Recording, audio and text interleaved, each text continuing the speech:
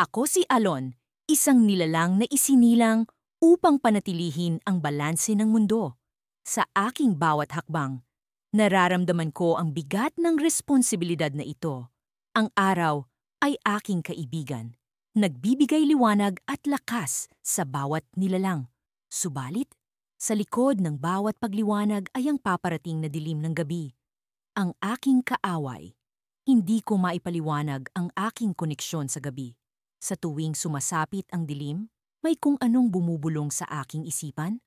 Mga tinig na puno ng pangako ng kapangyarihan at kasamaan. Nagsimula ang lahat noong bata pa ako. Ang mga bulong na iyon ay tila mga kaibigan na nagbibigay ng aliw. Ngunit kalaunan, sila'y naging anino ng takot sa aking isipan. Sa araw, ako'y puno ng buhay at pag-asa. Ang mga tao sa bayan ay palaging nakangiti sa tuwing ako'y dumadaan. Sinasabi nila na ako'y simbolo ng pag-asa at kaligtasan. Ngunit sa gabi, ang aking presensya ay tila nagdadala ng pangamba at pag-aalinlangan. Hindi nila alam ang tunay kong kalagayan. Isang nilalang na nahahati sa pagitan ng liwanag at dilim. Isang araw, habang naglalakad ako sa gilid ng ilog, naramdaman ko ang kakaibang presensya sa paligid. Ang mga bulong ay tila mas malakas kaysa dati. "Sumama ka sa amin," sabi ng tinig. Lumingon ako at nakita ang isang anino sa likod ng puno. Hindi ko alam kung ano ito, ngunit ramdam ko ang kanyang intensyon. Nagsimula akong maglakad palayo, ngunit ang aking mga paa ay tila naipit sa lupa. Sa puntong iyon, naalala ko ang mga araw ng aking kabataan. Ang aking ama ay palaging nagsasabi na ang liwanag at dilim ay bahagi ng ating kalikasan. "Ang balanse ay mahalaga, anak," sabi niya. Ngunit paano ko mapapanatili ang balance kung ang gabi ay patuloy na humihila sa akin? Habang lumalalim ang gabi, naramdaman ko ang malamig na hangin na pumapaligid sa akin. Ang mga anino ay dahan-dahang lumalapit, na parang may sariling buhay. Sa kabila ng takot, naramdaman ko rin ang kakaibang kapangyarihan sa loob ko. Ang mga bulong ay naging musika sa aking pandinig. At sa isang iglap, naramdaman ko ang tila nagbibigay lakas sa akin.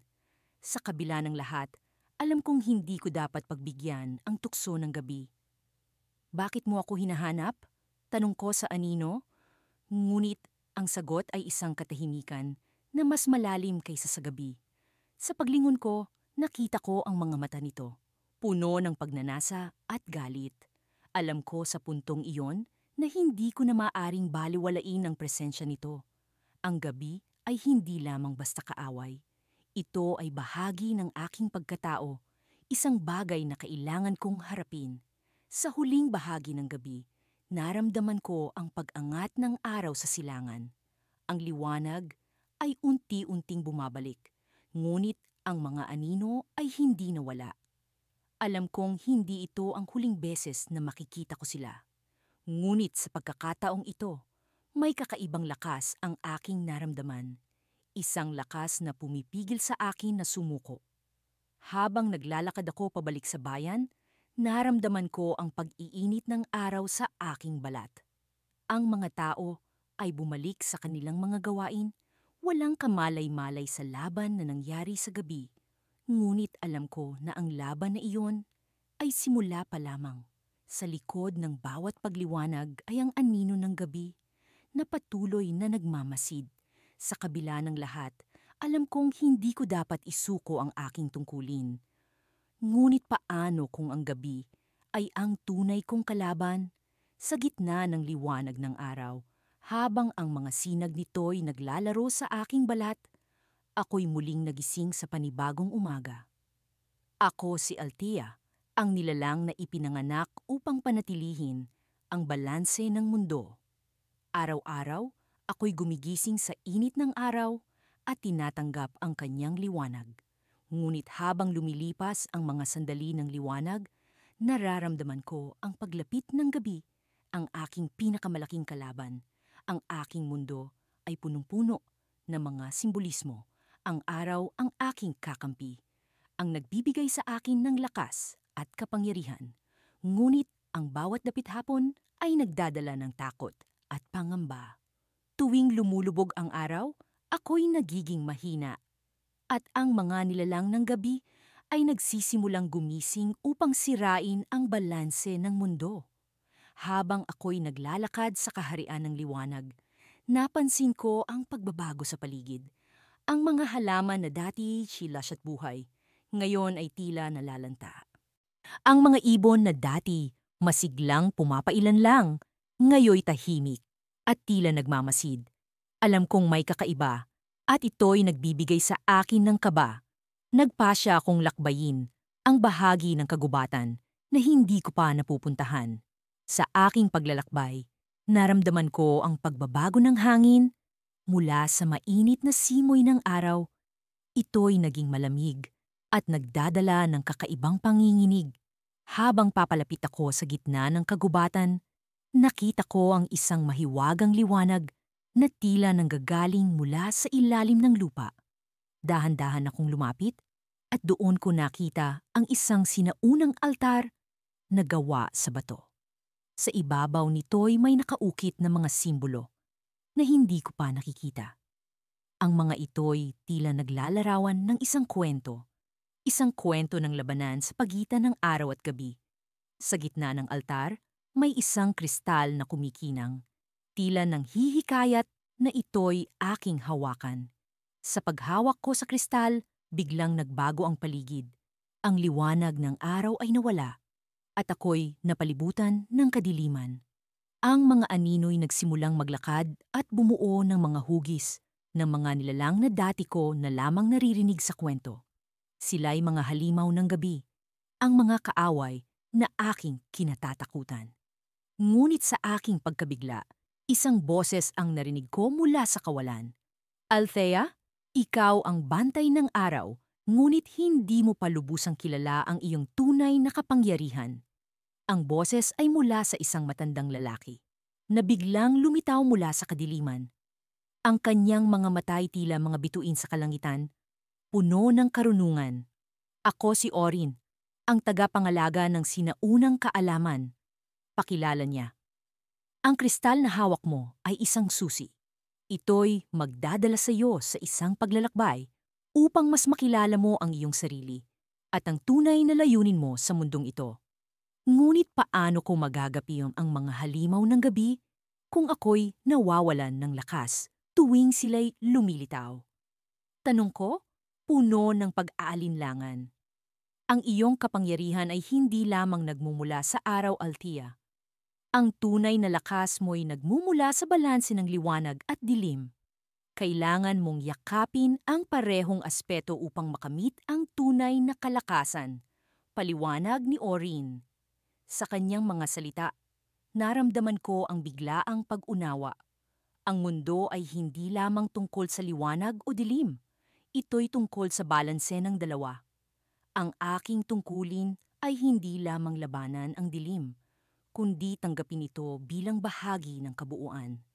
Ngunit bago ko pa man maiproseso ang lahat, naramdaman ko ang lupa'y nyanig. Ang mga halimaw ay nagsimulang lumapit at isang itim na ulap ang pumalibot sa akin. Ang ulap ay tila may buhay, bumubulong ng mga salitang hindi ko maintindihan. Sa gitna ng kaguluhan, ang kristal sa aking kamay ay biglang nagliwanag at ako'y natangay ng isang malakas na puwersa. Sa isang iglap, ako'y napadpad sa isang lugar na hindi ko kilala. Isang lugar na puno ng anino, ngunit may liwanag sa kalangitan. Ang mga bituin ay naglalaro sa himpapawid at ang lupa'y tila humihinga. Sa lugar na iyon, naramdaman ko ang kakaibang kapangyarihan na tila nagmumula sa akin. Naiwan akong nag-iisa, puno ng tanong at takot. Ngunit sa kabila ng lahat, alam kong ito'y simula ng mas malalim na paglalakbay. Isang paglalakbay na maghahayag ng mga lihim na matagal nang nakatago at magdadala sa akin sa tunay na kahulugan ng aking pagiging bantay ng araw, kaaway ng gabi. At sa dulo ng paglalakbay na ito, ang pinakamalaking tanong ay nananatili. Sa pagtanggap ko ng dilim, Magiging sapat ba ito upang panatilihin ang balanse ng mundo? O ito'y magiging sanhi ng aking pagkatalo? Ako ang bantay ng araw, kaaway ng gabi. Ang araw ay nagsimulang magbigay ng liwanag sa kalangitan. Habang naglalakbay ako pabalik sa aking tahanan, ang luntiang kagubatan ng silangan. Sa bawat hakbang ko, nararamdaman ko ang bigat ng responsibilidad sa aking balikat. Ako ang nilalang na ipinanganak upang panatilihin ang balanse ng mundo, ang bantay ng araw, na may tungkuling tiyakin na ang liwanag ay hindi maglalaho sa dilim. Ngunit sa kabila ng aking kapangyarihan, ako rin ay may mga kahinaan. At ito ang kwento ng aking pinakamalaking laban. Ang hangin sa kagubatan ay tila mas mabigat kaysa dati. Ang mga punong kahoy ay nagbubulong ng mga lihim na hindi ko mawari. At ang mga ibon ay tila nawala ang kanilang saya sa pag-awit. Alam kong may mali. Ang dilim ay tila unti-unting pumapailan lang kahit sa oras ng liwanag. Ang gabi ay nagiging mas matagal, mas malamig, at mas mapanganib. Alam kong may kinalaman ito sa mga balitang kumakalat tungkol sa isang bagong kaaway. Isang nilalang na tinatawag na anino ng gabi. Sa aking paglalakbay, nakasalubong ko si Lyra, ang tagapagbantay ng mga bituin. Siya ay tila balisa at ang kanyang mga mata ay puno ng pag-alala. Nilalang ng araw, aniya. Ang mga bituin ay nangangamba. Ang anino ng gabi ay naglalakbay sa mga hangganan ng ating mundo. Nagbabalak na sakupin ng liwanag. Isang malamig na hangin ang dumaan at naramdaman ko ang kanyang takot. Alam kong hindi ko ito maaring ipagsawalang bahala. Kailangan kong harapin ang anino ng gabi upang mapanatili ang balanse ng liwanag at dilim. Magkikita tayo muli pagdating ng bagong buwan, sabi ni Lyra bago siya mawala sa isang kisap mata na parang isa sa mga bituin na kanyang binabantayan. Nagmamadali akong bumalik sa aking tahanan upang maghanda. Kinuha ko ang aking gintong balabal na nagpoprotekta sa akin mula sa malamig na yakap ng gabi. Sa aking pag-alis, isang boses ang umalingaw-ngaw sa aking isip. Ang boses ng isang matandang babae na matagal nang nagbigay ng babala sa akin. Ang iyong pinakamalaking laban ay darating kapag ang anino ay maging bahagi ng iyong sarili.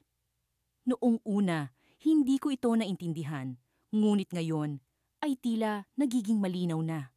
Pagdating ko sa hangganan ng kagubatan, nakita ko ang anino ng gabi. Isa siyang anyo na tila kabaliktaran ng aking sarili.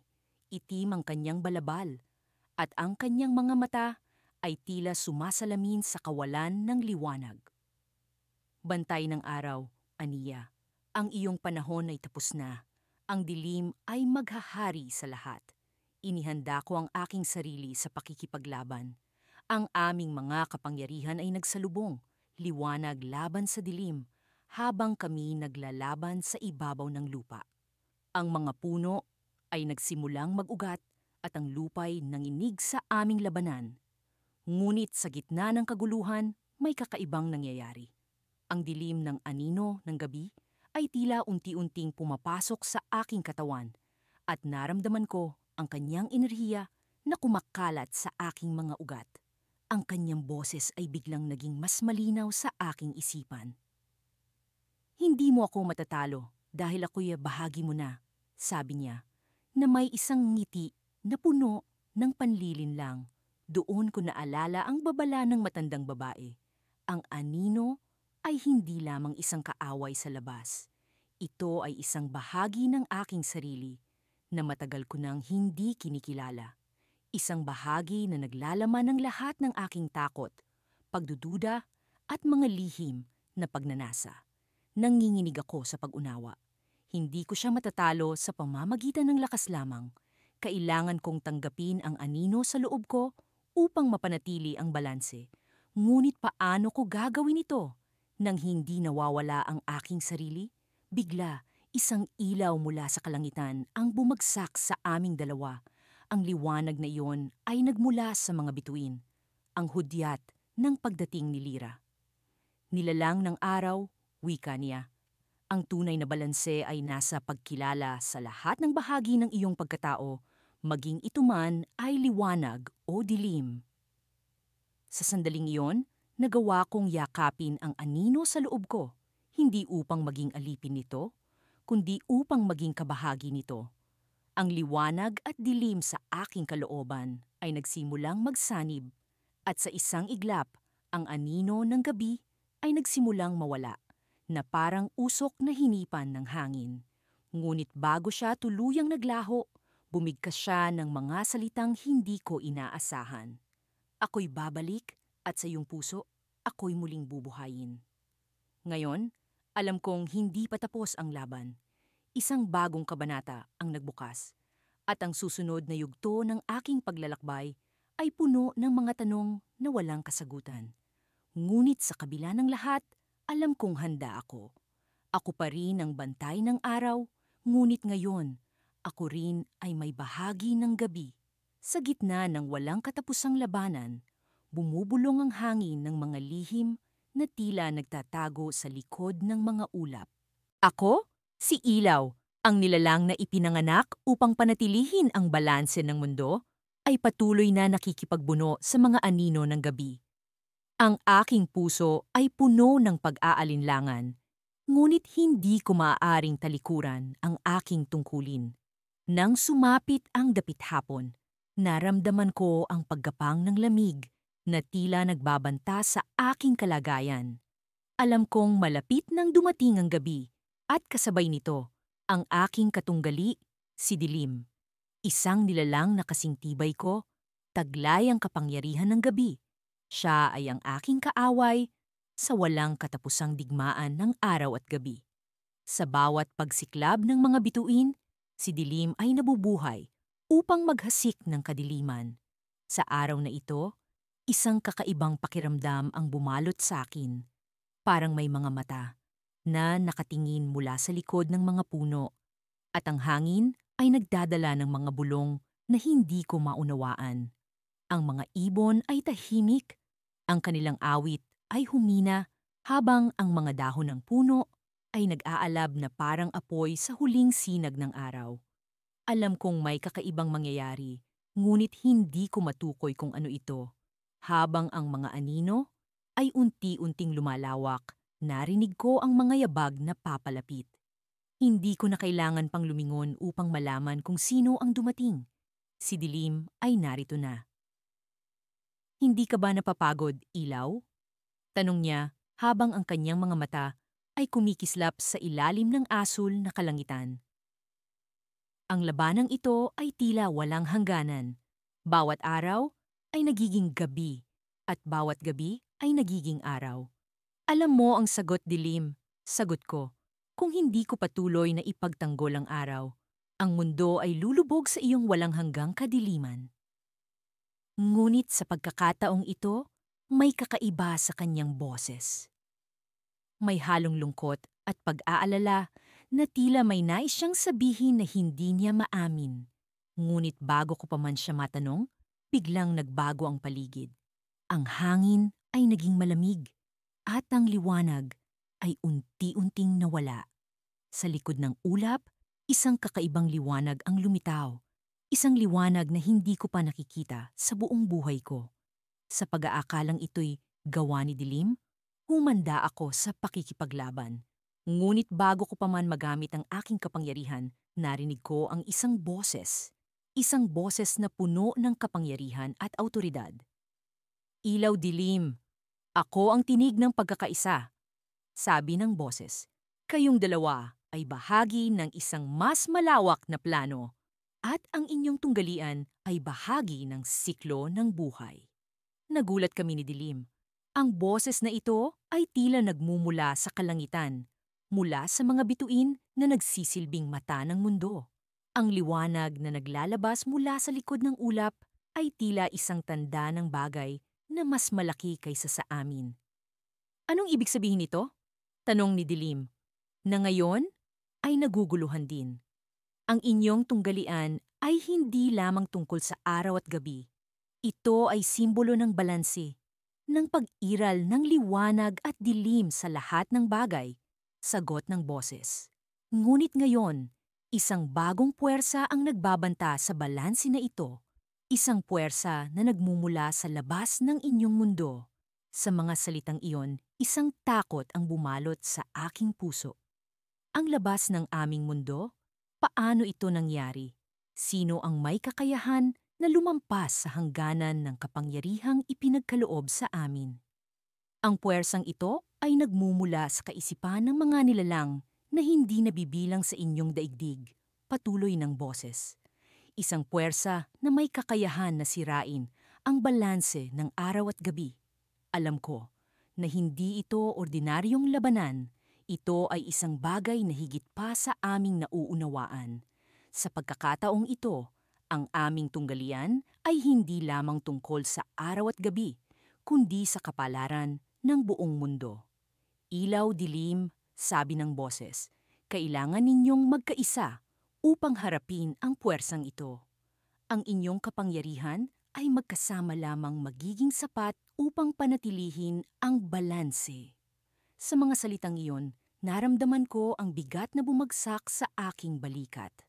Ngunit bago pa man ako makapag-isip ng sagot, naramdaman ko ang isang pag-aalab sa aking puso. Isang pag-aalab na nagmumula sa pag-unawa at pag-asa. Ngunit sa likod ng pag-aalab na iyon, isang tanong ang bumuo sa aking isipan. Paano kami magkaisa ni Dilim kung kami ay likas na magkalaban?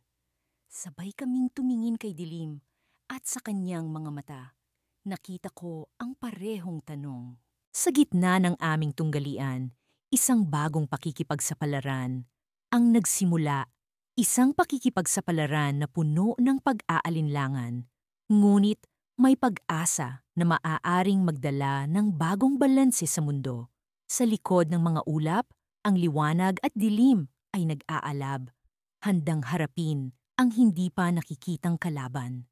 Ang aming kwento ay hindi pa tapos at sa dulo ng bahaging ito, isang cliffhanger ang nagbigay ng bagong direksyon sa aming kapalaran. Sa kabila ng mga babala ng hangin na bumubulong sa akin tuwing takipsilim, piniling kong yakapin ang aking kapalaran. Ako si Lyra, ang nilalang na ipinanganak upang panatilihin ang balanse ng mundo. Ang araw ay ang aking gabay, ngunit ang gabi ay aking tinutunggali. Sa bawat pagsikat ng araw, binubuhay ko ang mga halaman, binibigyan ng kulay ang mga ulap, at pinapawi ang malamig na dampi ng dilim. Ngunit sa bawat paglubog ng araw, ang mga anino ay bumabalik, mas nagiging malakas at mas nagiging mapanlinlang.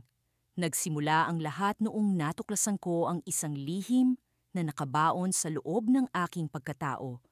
Isang piraso ng gabing hindi ko maipaliwanag. Sa tuwing sumasapit ang hating gabi, nararamdaman ko ang kakaibang tibok sa aking puso. Isang pagtibok na tila umaawit ng mga pangako ng kapangyarihan. Ngunit alam ko, ang kapangyarihang ito ay hindi para sa akin. Naglalaman ito ng panganib na maaaring sumira sa balanse ng aking mundo. Kahit sa ilalim ng liwanag ng araw, hindi ko maiwasang magduda. Sino ako kung hindi ko kayang pigilan ang gabing tumutukoy sa aking pagkatao? Ang mga tanong na ito ay nagkakaroon ng sariling buhay, umuukit sa aking isipan at pinahihina ang aking determinasyon. Alam kong kailangan kong tuklasin ang pinagmulan ng kapangyarihang ito, ang kapangyarihang tila nanggagaling sa loob ng aking mga ugat. Isang gabi, habang ang mga bituin ay kumikislap sa kalangitan, naramdaman kong kailangan kong pumunta sa pinagmulan ng aking mga pangarap. Naglakbay ako sa kagubatan. Ang mga puno ay tila nagbubulong ng mga lihim na hindi ko maunawaan. Habang lumalalim ang dilim, narating ko ang isang antik na pintuan na nakatagong mabuti sa ilalim ng mga ugat ng isang matandang puno. Ang pintuang ito ay tila isang bahagi ng aking kaluluwa, isang bagay na matagal ko nang kinikilala, ngunit hindi ko pa natutuklasan. Sa likod ng pintuang ito, Naroon ang mga alaala ng isang mundo na hindi ko pa nakikita. Isang mundo kung saan ang gabi ay hindi kalaban, kundi isang kaibigan na nagdadala ng kapayapaan. Isang mundo kung saan ang kapangyarihan ng dilim ay hindi nagdadala ng panganib, kundi ng pag-asa. Dito ko nakilala ang nilalang na nagtataglay ng kapangyarihang katulad ng sa akin, si Elara, ang bantay ng gabi. Si Elara ay isang enigmatikong presensya. Ang kanyang mga mata ay puno ng karunungan ng mga daang taon na lumipas. Lira, ang sabi niya, ang gabi ay hindi iyong kaaway. Ito ay isang kakampi na matagal mong isinantabi. Ang balanse ay hindi tungkol sa pagsupil sa dilim, kundi sa pagtanggap nito. Hindi ko maintindihan ang kanyang mga sinasabi. Paano ko tatanggapin ang isang bagay na nagbabanta sa mundo ko? Ngunit sa kanyang mga salita, naramdaman ko ang init ng isang pag-unawa na matagal ko nang hinahanap. Bawat gabi ay may sariling kapangyarihan, isang kapangyarihang hindi ko naisip na magiging bahagi ng aking pagkatao. Habang lumilipas ang oras, unti-unting bumaba ang buwan sa ibabaw ng kalangitan, nagbigay ng liwanag sa daan na kailangan kong tahakin. Alam ko na ang araw at gabi ay hindi magkaaway, kundi magkapantay sa kanilang paglikha ng balanse sa mundo. Ngunit paano ko ito mapapanatili kung ako mismo ay puno ng hidwaan? Sa gitna ng aking pag-iisip, nagising ang isang puwersa sa loob ko, isang puwersang mas malakas kaysa sa dati. Ang tibok ng aking puso ay naging awit ng kapangyarihan, nagbigay ng enerhiya sa aking pagiging. Sa pagkakataong iyon, natuklasan ko ang isang piraso ng katotohanan. Ang balanse ay hindi tungkol sa pagsupil sa dilim, kundi sa pagyakap sa kapangyarihang dala nito. Ngunit sa aking pagkakatuklas, naramdaman ko ang paggalaw ng lupa sa ilalim ng aking mga paa. Ang mundo ay tila nagising. Ang mga ugat ng puno ay nagsimulang gumalaw, bumubuo ng mga marka sa lupa. Sa gitna ng kagubatan, naramdaman ko ang pagdating ng isang puwersang hindi ko pa nakikita. Isang puwersang nagdadala ng pagbabanta, hindi lamang sa akin, kundi sa buong mundo. Ang puwersang ito ay ang tunay na kaaway, isang nilalang na naglalaman ng parehong liwanag at dilim, ngunit puno ng kasamaan. At doon, sa ilalim ng silong ng buwan, naiwan akong nag-iisa, hinahamon ng isang puwersang hindi ko pa nauunawaan. Ang aking pagkatao ay nabalot ng takot at pag-asa, isang halong damdamin na hindi ko maipaliwanag. Ang puwersang ito ay nagdadala ng panibagong laban, isang laban na hindi ko alam kung paano ko mapagtatagumpayan. Ngunit alam ko, sa kabila ng lahat ng ito, ako ang bantay ng araw, ang tagapagtanggol ng liwanag sa gitna ng dilim. Sa pagsapit ng ika-6 na yugto ng aking paglalakbay, bilang ang bantay ng araw, ramdam ko ang bigat ng responsibilidad na nakaatang sa aking mga balikat. Sa kabila ng aking pagkatao na puno ng liwanag at pag-asa, unti-unti akong nilalamon ng mga anino ng gabi na aking kaaway. Ang takot na hindi ko nagagampanan, ang aking tungkulin ay bumabalot sa aking isipan, ngunit alam kong hindi ko maaaring magpadaig sa kadiliman. Nagising ako sa liwanag ng umaga na tila nag-uudyok sa akin na bumangon at ipagpatuloy ang laban. Ang bawat pagsikat ng araw ay nagbibigay sa akin ng lakas na hindi ko natatagpuan sa ibang bahagi ng araw. Ito ang sandali kung saan ang kalikasan ay nagbabalik loob sa akin, nagiging kasangga sa laban kontra sa gabi. Ngunit sa likod ng bawat umaga ay nakatago ang isang gabi na puno ng mga lihim. Habang naglalakad ako sa kakahuyan, naririnig ko ang pag-awit ng mga ibon, ang kaluskos ng mga dahon, at ang marahang pag-agos ng batis. Ang mga ito ay paalala sa akin na ang mundo ay puno ng buhay na kailangan kong protektahan. Ngunit sa bawat hakbang na aking ginagawa, nararamdaman ko ang malamig na hangin ng gabi. na nagbabantang sumira sa pinakaiingatan kong balanse. Habang papalapit ang gabi, nararamdaman ko ang pagdagsa ng mga anino.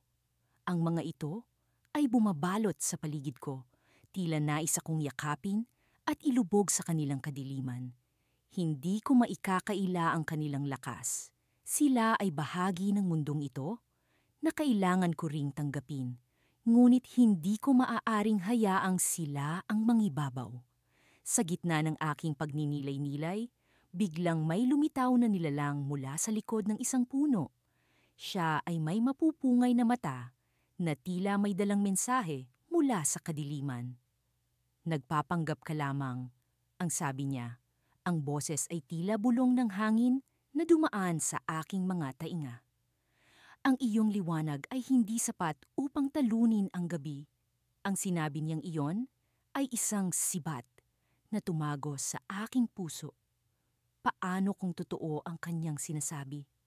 Paano kung ang aking liwanag ay hindi sapat upang panatilihin ang balanse ng mundo? Ngunit hindi ko maaaring hayaang ang pagdududa ay maghari sa akin. "Ang liwanag ko ay hindi nag-iisa," ang sagot ko. "Ang mundo ay puno ng mga nilalang na katulad ko, mga nilalang na handang lumaban para sa liwanag." Ngumiti siya, isang ngiting puno ng lihim at pagsubok. "Kung gayon, ipakita mo sa akin ang iyong lakas," ang sagot niya bago siya naglaho sa likod ng mga anino. Sa kanyang paglisan, naramdaman ko ang isang kakaibang lakas na dumadaloy sa aking mga ugat. Isang lakas na hindi ko pa naramdaman noon. Sa paglipas ng mga oras, ang mga bituin ay nagsimulang magpakita sa kalangitan. Ang kanilang liwanag ay tila kumikislap sa akin, nagbibigay ng pag-asa sa gitna ng kadiliman. Alam ko na hindi ako nag-iisa sa laban na ito. Ang mga bituin, ang buwan, at ang kalikasan ay nasa aking likuran, handang sumuporta sa akin sa bawat hakbang. Ngunit habang ako'y nagmumuni-muni, naramdaman ko ang malamig na hangin na bumalot sa akin. Bigla kong naramdaman ang presensya ng isang pamilyar na anino. Hindi siya nag-iisa. Sa likuran niya, may mga nilalang na tila mga mandirigma ng gabi. Ang kanilang mga mata ay kumikislap sa dilim, puno ng galit at determinasyon. "Ikaw ang pumili ng landas na ito," ang sabi ng pinuno ng mga nilalang. Ang boses ay puno ng panunukso, ngunit ang gabi ay hindi basta-basta sumusuko.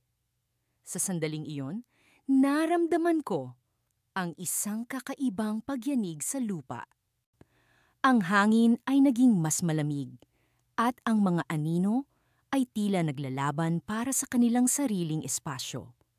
Alam kong ito na ang oras upang ipakita ang tunay kong lakas.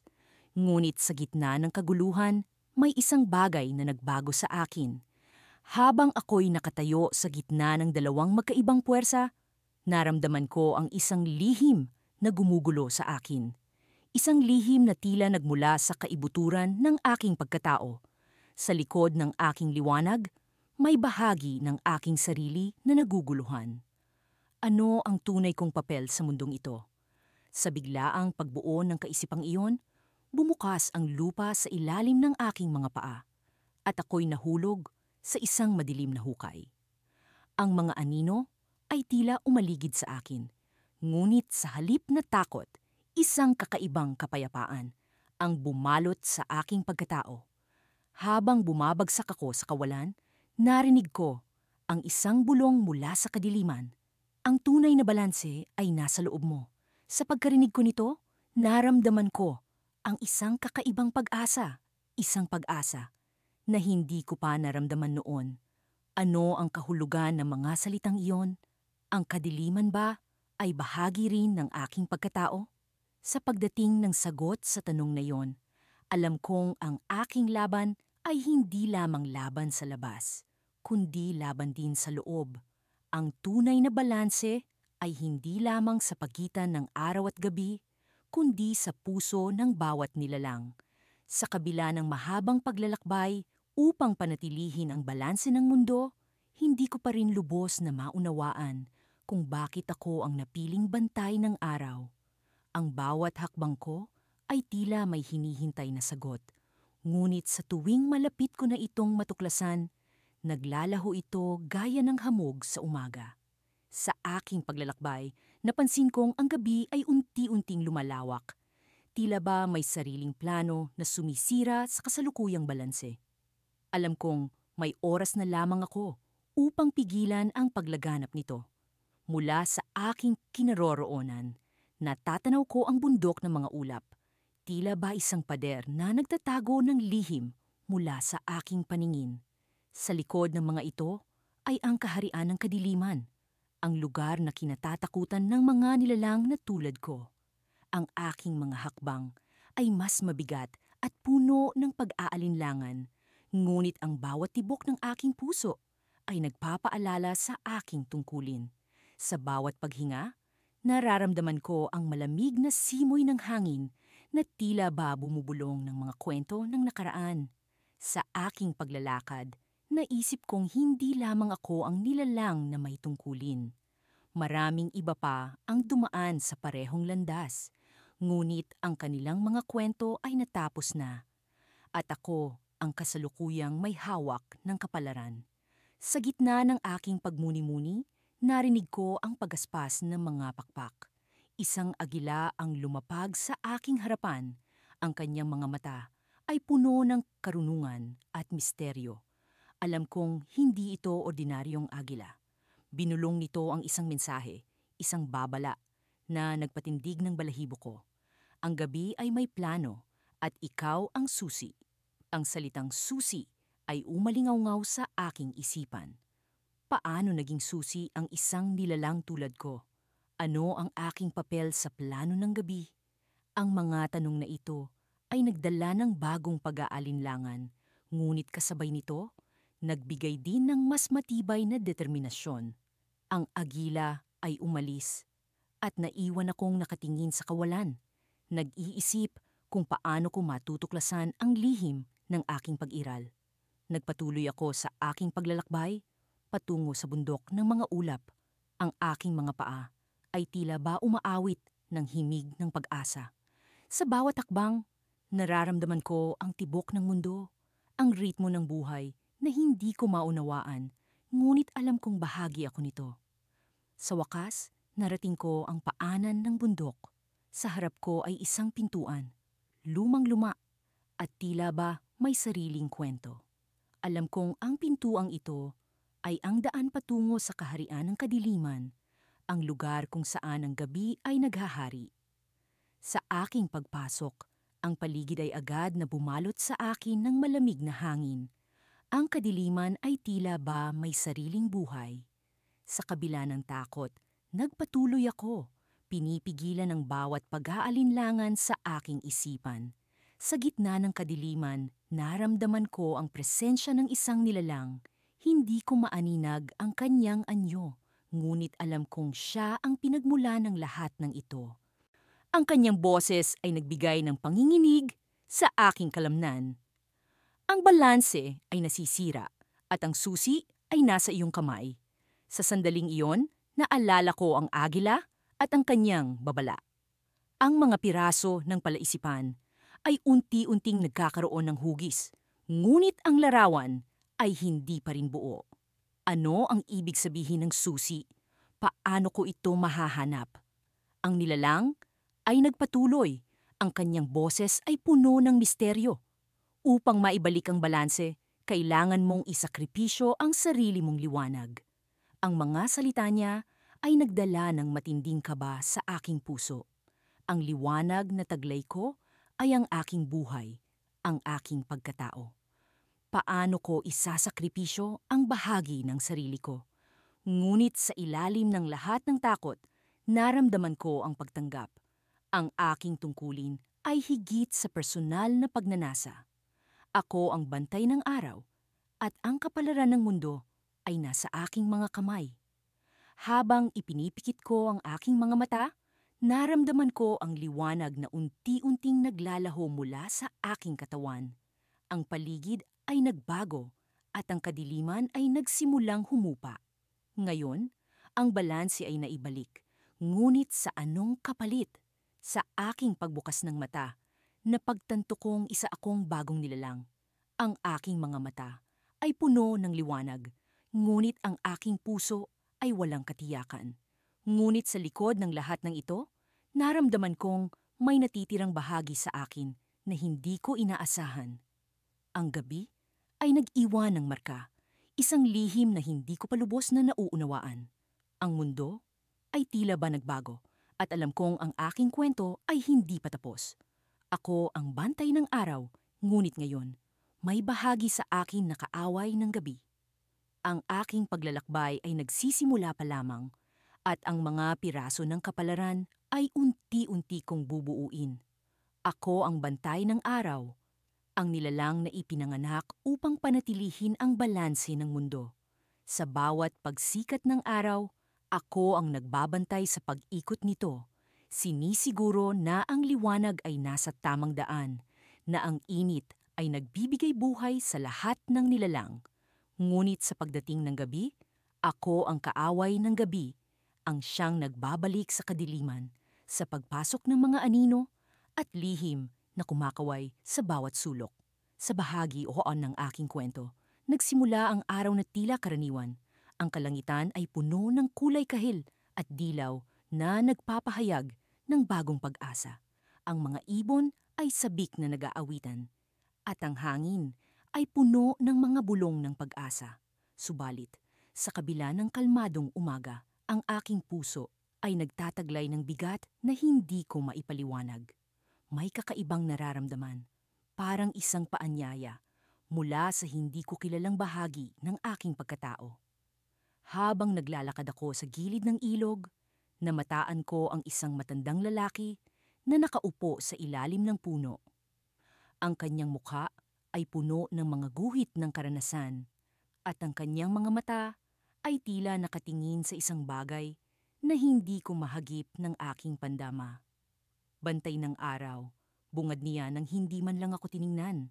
Nagulat ako sa kanyang pagkilala. "Sino ka?" tanong ko, puno ng pagtataka. "Isang tagapagsalita ng mga lihim," sagot niya. "May balita akong nais iparating sa iyo, isang bagay na matagal nang nakatago sa likod ng mga anino." Umupo ako sa tabi niya, at ang kanyang mga salita ay tila naging mga susi sa mga pintuan ng aking isipan. May puwang sa pagitan ng araw at gabi, isang daigdig na hindi mo pa naaabot, patuloy niya. Ang balanse ng mundo ay hindi lamang tungkol sa liwanag at dilim, ngunit sa mga bagay na nasa pagitan. Ang kanyang sinabi ay tila isang bugtong, isang palaisipan na kailangan kong lutasin. Sa aking pag-iisip, unti-unting sumilay ang imahe ng isang mundo na pinamumunuan ng mga kulay na hindi ko pa nakikita, ng mga tunog na hindi ko pa naririnig. Ang pag-aalinlangan ay bumalot sa akin, ngunit kasabay nito ay ang pagnanais na matuklasan ang daigdig na ito. Sa gitna ng aming pag-uusap, biglang nagbago ang ihip ng hangin. Ang dating banayad na simoy ay naging malamig, at ang mga ibon ay tumigil sa kanilang pag-awit. Bantay ng araw, pulong ng matandang lalaki. Ang mga nilalang ng gabi ay nagising. Ang kanilang layunin ay hindi lamang upang magdala ng kadiliman, ngunit upang sirain ang balanse na matagal mo nang pinangangalagaan. Ang aking puso ay tumibok ng mabilis. Ang mga nilalang ng gabi ay hindi na lamang basta mga anino. Sila ay naging tunay na mga kaaway, mga nilalang na may layunin na sumalungat sa akin. "Kailangan mong pumunta sa daigdig sa pagitan," sabi niya, "upang makilala ang mga puwersa na naroon. Sila ang iyong magiging kakampi o kalaban." Sa pag-alis ng matandang lalaki, naiwan ako sa isang estado ng pagkalito. Paano ko haharapin ang mga nilalang ng gabi? Saan ko sisimulan ang paglalakbay patungo sa daigdig na nasa pagitan? Ang mga tanong ay patuloy na bumalot sa aking isipan, ngunit alam ko na kailangan kong kumilos. Ang balanse ng mundo ay nakasalalay sa aking mga desisyon, sa aking kakayahang makipagtunggali sa mga puwersa na hindi ko pa nakikilala. Habang ang araw ay unti-unting lumulubog, naramdaman ko ang pagdating ng gabi. Ang mga anino ay nagsimulang gumalaw at ang mga lihim na nakatago sa dilim ay nagising. Ako ang bantay ng araw, ngunit sa gabing ito, ako ay magiging kaaway ng gabi sa isang paraang hindi ko pa nagagawa. Lumakad ako patungo sa gilid ng kagubatan, kung saan ang hangganan ng daigdig ng liwanag at dilim ay tila buhay na buhay. Sa bawat hakbang, nararamdaman ko ang pag-aalinlangan. Ngunit kasabay nito ay ang pag-asam na matuklasan ang hindi pa nakikita. Sa pagpasok ko sa kagubatan, isang liwanag ang sumilay mula sa likod ng puno at narinig ko ang isang tinig na bumubulong. Isang tinig na kilala ko ngunit hindi ko matukoy. Nilalang ng balanse, sabi ng tinig. Ang iyong paglalakbay ay magsisimula na. Ngunit mag-ingat sapagkat ang daigdig na nasa pagitan ay puno ng mga lihim na maaaring magbago ng iyong kapalaran. Sa pagtatapos ng bahagi na ito, naramdaman ko ang kakaibang puwersa na nag-aanyaya sa akin. Ang mundo ay tila huminto at sa isang iglap, ang aking paligid ay nagbago. Ako ay nasa isang lugar na hindi ko pa nakikita. Isang mundo na puno ng mga kulay at tunog na hindi ko maipaliwanag. At doon, sa gitna ng daigdig na ito, namataan ko ang isang nilalang na tila nag-aabang sa akin. Ang kanyang mga mata ay naglalaman ng mga lihim ng universo. At sa kanyang paglapit, naramdaman ko ang puwersang bumabalot sa akin. Sa kanyang mga kamay ay ang susi sa balanse ng mundo, isang bagay na matagal ko nang hinahanap. Ngunit sa kanyang paglapit, naramdaman ko rin ang panganib, isang puwersa na nagbabalak na sirain ang lahat ng aking pinangangalagaan. Ang daigdig na nasa pagitan ay hindi lamang isang daigdig ng pag-asa, ngunit isang daigdig ng pagsubok na hindi ko inaasahan. Sa aking mga paglalakbay bilang bantay ng araw, natutunan kong ang bawat sikat ng liwanag ay may kanya-kanyang kwento. Ang init ng tanghali ay nagbibigay lakas sa mga nilalang, habang ang malamlam na sinag ng dapit hapon ay nagdadala ng kalungkutan. Ngunit kasabay nito ang pag-asa ng panibagong simula. Ang aking tungkulin ay simple ngunit mahalaga. Panatilihin ang liwanag, pagbantayan ang araw, at siguraduhing ang gabi ay hindi lumamon ng higit sa nararapat. Isang araw, habang ang liwanag ng araw ay naglalaro sa mga dahon ng puno, naramdaman ko ang kakaibang paggalaw sa hangin. Ang mga ibon ay nagising sa kanilang awit, ngunit may pahiwatig ng takot sa kanilang mga mata. Ang mga halaman ay umuugoy sa hangin, tila may tinuturo sa akin na hindi ko pa nauunawaan. Sa likod ng lahat ng ito, may bulong na nagmumula sa mga anino. Mula sa aking mga karanasan, alam kong ang mga bulong ay maaaring maging mensahero ng kaalaman o babala. Sa pagkakataong ito, mas pinili kong makinig.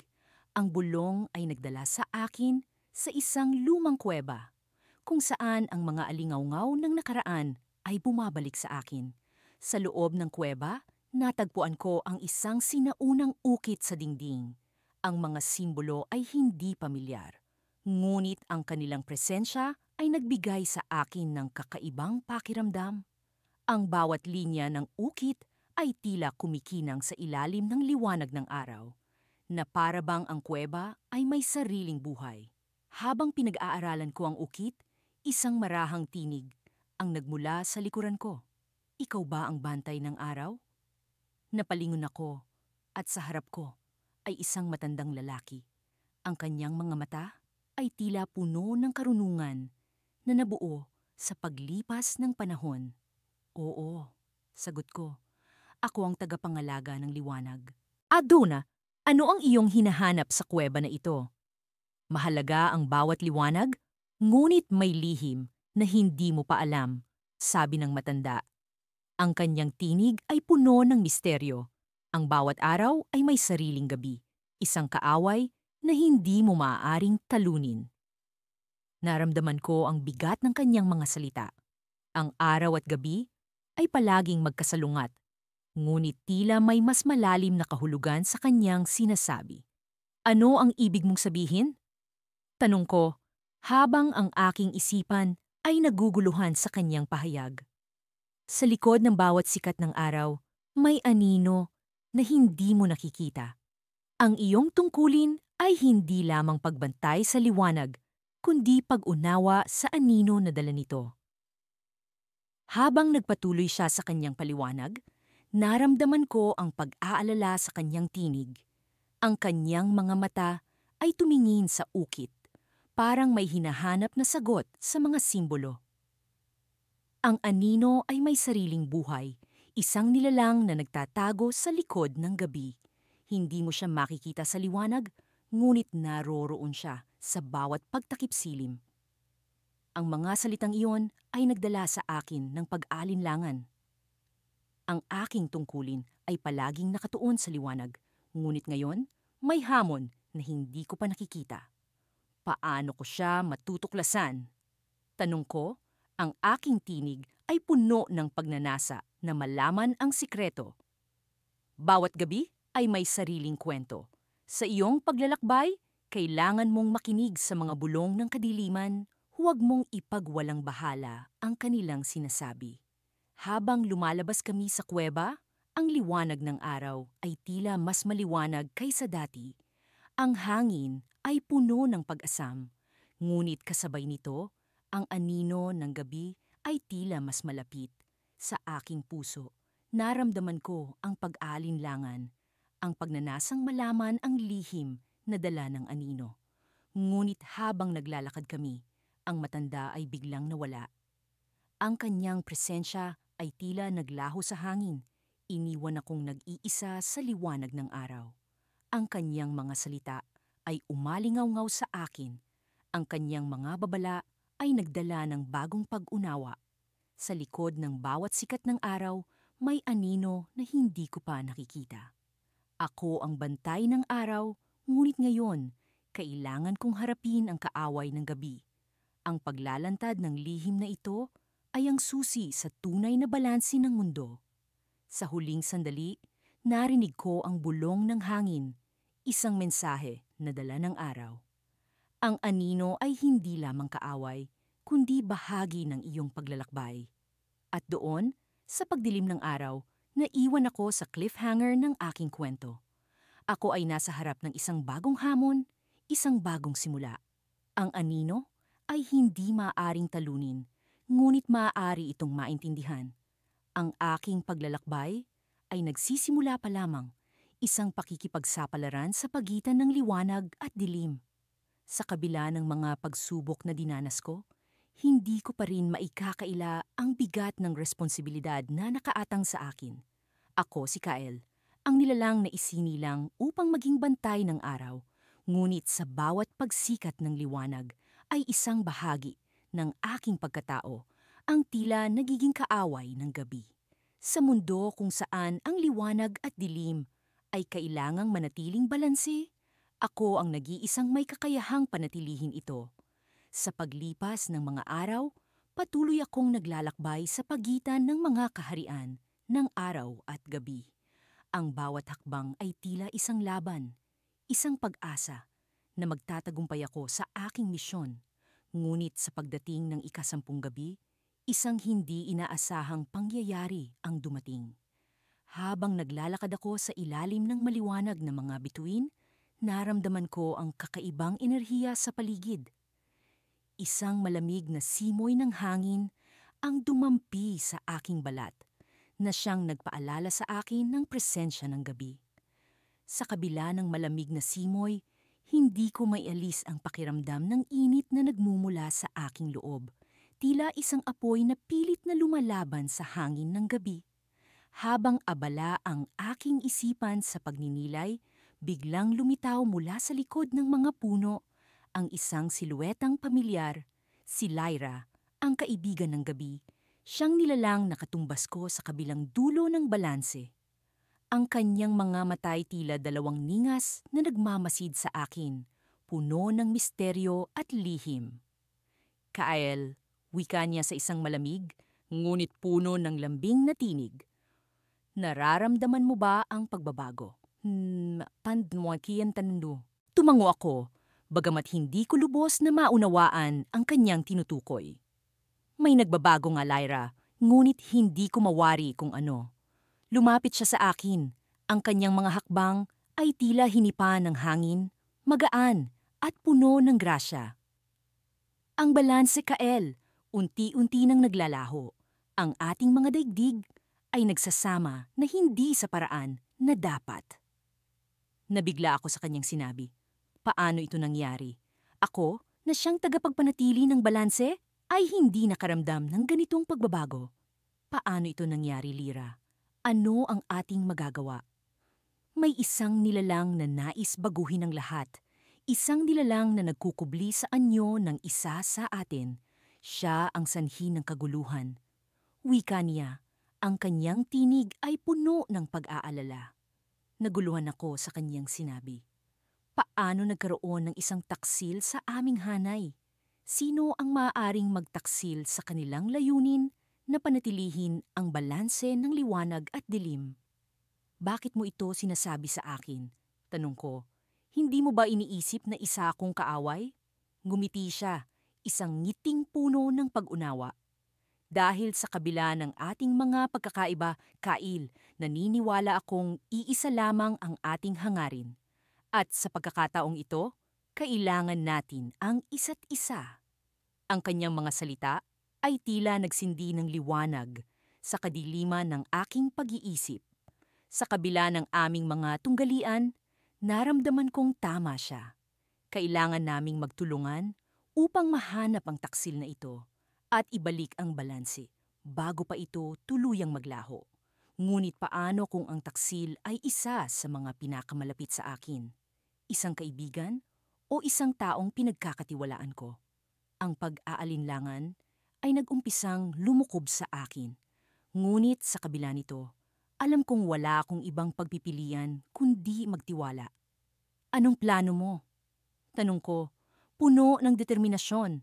Kailangan nating bumalik sa pusod ng dimensyon ng gabi, tugon ni Lyra. Doon natin makikita ang tinatagong katotohanan. Isang pakikipagsapalaran ng nakaabang. At sa kabila ng panganib na dala nito, handa akong sumugal. Ngunit sa bawat hakbang na palapit kami sa pusod ng gabi, isang katanungan ang bumabagabag sa akin.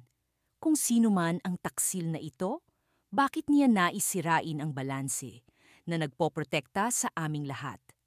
Habang papalapit kami sa aming destinasyon, naramdaman ko ang bigat ng mundo sa aking mga balikat. Isang pakiramdam na tila sinasabi sa akin na ang landas na ito ay magdadala sa akin sa isang hindi inaasahang katotohanan. Ngunit bago ko pa man masagot ang mga katanungan sa aking isipan, isang kakaibang liwanag ang biglang lumitaw sa aming harapan. Isang portal, isang daan na tila nag-aanyaya. Sa loob nito ay ang liwanag at dilim na magkasama. Isang pahiwatig na marahil, ang balanse ay hindi ganap na naiintindihan. Ngunit bago ko pa man maisip ang susunod na hakbang, isang kamay ang biglaang humila sa akin papasok sa loob ng portal. Nagising ako sa ibang mundo, isang mundo na hindi ko pa nararanasan. At doon, sa harapan ko, ay isang nilalang na may anyong hindi ko mawari. Siya ang naghihintay sa akin, ang taksil na nagkukubli sa likod ng mga anino ng liwanag at dilim.